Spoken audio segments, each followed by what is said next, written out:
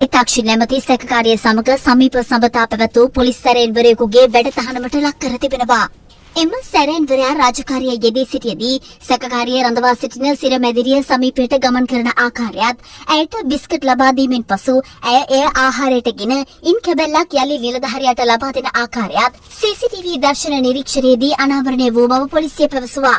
එමෙන්ම ඔවුන් දෙදෙනා විසින් හස්ත සංඥා මාර්ගයෙන් අදහස් හෝමාරු කරගන්නා ආකාරයද CCTV දර්ශනවල සටහන් වැටි බවයි කොළඹ දිසා අපරාධ කොට්ටාසය සඳහන් කළේ. ඉතාක්ෂි නැමැති සැකකාරිය සමග සමීප සබඳතා පැවැත් වූ පොලිස් සැරයන්වරයෙකුගේ වැඩතහනමට ලක් කර තිබෙනවා.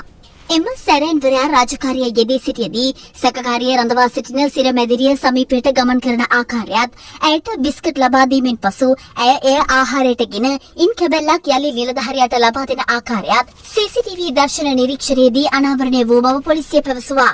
එමෙන්ම ඔවුන් දෙදෙනා විසින් හස්ත සංඥා මාර්ගයෙන් අදහස් හෝමාරු කරගන්නා ආකාරයද CCTV දර්ශනවල සටහන් වැටි බවයි කොළඹ දිසා අපරාධ කොට්ටාසය සඳහන් කළේ.